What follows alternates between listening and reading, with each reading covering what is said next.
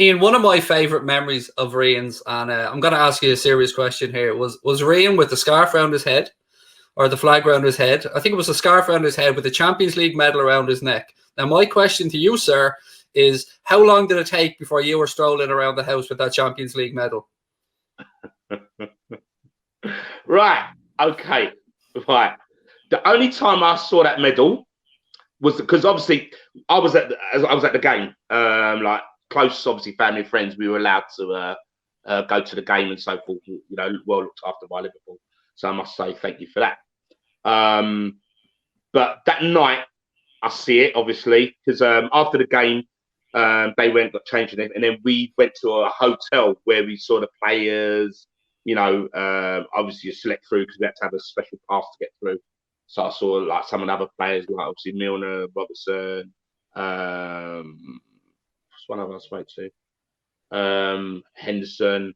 But that particular night, I got a picture of me holding the cup. Spoke to Jurgen, but that's the only time I actually had it. Really, that night. Since then, no, because a lot of people. I'm gonna make you laugh. A lot of people have made a big thing about when Rhian went to the barbers and got his he had his medal around his neck. Ian, I'm old school. I'd be full on Flavor Flav. I'd be going around with that medal everywhere, mate. I'm not going to lie to you. I'd be going every toilet, bathroom, Tesco, doesn't matter. I'd be having that medal on. Yeah, he did that, but a lot of people have taken it in the wrong way. Rhian's did it for a laugh and that. And with regards to him, you know, people say, "Oh, he didn't even kick a ball." Listen, the kid, right, was like 18 years old. Yeah, he's at the Champions League final, right? He saw it as his mates winning it, and he just wanted to be part of that. Yes, he was part of the squad. He knows he didn't play. Don't you think there's a bit inside of Rhian saying, you know what, I wish I, you know, of course it is. But at the end of the day, he's a team player. Yeah, he saw it as his mates that he trains with every day. Yeah, that helped him through when he was injured. All of that, right? To be part of that. Yeah. So all he did was rejoice it with them. Yeah. So yes, he's walking around his medal. He's just thinking, yeah, my team, my mates won it.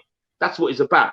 He's not thinking for 1 minute, I won it because I played, I did this. It's a lot of rubbish. But a lot of people have taken it as, oh, look at him going around with his medal around his neck, thinking he had done it. You know, it's not totally taken out of context. You know what I mean? But hey, you know, you can't stop what people are thinking and saying. Yeah, that actually leads me nicely to something I wanted to talk to you about. And let's go look at young Nico Williams recently as a good example for Liverpool. He broke through, lots of fanfare. And then like any young player, there's ups and downs. Sometimes the manager introduces them, they play a few games, the manager pulls them back out, they go into the under-23s. What's it like as a parent when you see nonsense being written about your child? Never mind the football stuff. This is your child. This is someone you brought onto this planet. Seeing people who don't know anything about Rhian, as you said, that were his mates, the people that helped him through his recovery. There's a family feel about Liverpool. That's what we all buy into. That's what You'll Never Walk Alone means. It means something. So what does it feel like when your son or any youngster, maybe friends of yours, as you said, all the parents would have been close when players were going up. What does it feel like to see that nonsense about young players being written off after one poor game? That's a great question. I'll be honest with you. Like anything, football's about opinions. Yeah. I've made a little pact with myself. At the end of the day, I watch football and I talk about a player, whether I think he's good or bad. So I have to expect the same for Rhian. Now, being a parent, I personally have no issues when people talk good or bad about Rhian's playing ability. Yeah.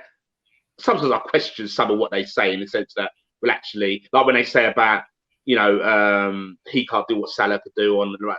Well, before you know, if you do your research, Rhian used to play on the wing, he used to score goals for fun, Chelsea on the wing. Yeah, I know it's thingy football, but I'm talking about the mindset of what a winger needs to do. He knows all that. He could get chucked out on the left or right. He's done it before. So things like that, I think, yeah, whatever, mate. But the only time it affects me per se is when people question him as a person, not anything to do with his football. That's when I take umbrage about it. And I've had to put somebody once in their place on Twitter about that. He started talking and putting out rubbish about, yeah, I've heard he's got an attitude problem and all this. And I basically said to him, really? Right? and he's the person sort of like, yeah, like, you know, like, who you sort of thing. I didn't tell him I was his dad, but I think he realised by the end of it. And I said, you know what, I'll leave it there because obviously you know him better than me. And I think he worked it out and then he backed off. But I'm thinking to myself, don't talk about my son from a personal perspective because you don't know him. You don't know him, so don't comment on that. Yeah, Rhian Brewster's rubbish. All right, happy days. You know, that's your opinion. Rhian Brewster can't do this. Okay, fine, mate. Cool. Yeah. Rhian Brewster's got an actual problem. I heard he's this. Yeah, always hear. It's always I heard. It's never the person himself. I heard this. Shut up. You don't know. He's not like that. I tell you, Rhian is one of the best with kids, right? He has so much time because these are things I've instilled in him from when he was young. And, you know, because I remember I went up to meet him one time in Liverpool and we were out in the Pizza Hut and someone like wanted his autograph for that. And that was one of the first times I'd experienced it, you know. And I laughed. I went, wow, someone's asking my son for his, you know, for his signature. And he said to me, I said, are you all right with that? He said, yeah, Dad. He said, I don't mind. So I said, like, does this normally happen? He said, yeah. He said, the biggest surprise for him, this is when he was younger, he said 2 blokes, like, asked him. When he was about, I don't know, 6 or 7 years, something like that. And they asked him, and he thought, oh, God, like, they've come to me. And they said, are you Rhian Brewster? And he's like, yeah. And he went, oh, like, can we have your autograph? And he's like, oh, right, you know. So little things like that. So I've always taught him to be humble because I've said to him, look, when someone walks up to you and wants a picture with you or a signature or anything like that, right, whether you're having a bad day or not, give them that time because you need to understand they may never see you again. So that might be their only chance they've got to see you. So you've got to leave a lasting impression for them. So when they walk away, they can say, yeah, I saw it, Rhian Brewster 3 years ago at such and such. And he was a really nice guy. He gave me an autograph and said, well done, whatever, blah, blah, blah. Move on, you know? And he went, yeah, you're right, Dad, you're right. So, I remember once he said to me, he was in the restaurant with his mum and his sister. And people come up and he said to him, look, I don't mind. He said, but if you don't mind, let me just finish my food. You know what I mean? Then afterwards, I'll do whatever you want. Now, to me, that's fair. You know, and Rhian's humble like that. He will always help out, do whatever he needs to do, and he loves it. So, yeah, answering your question, like I said, once you question him as a person, that as a parent, that's hard to take.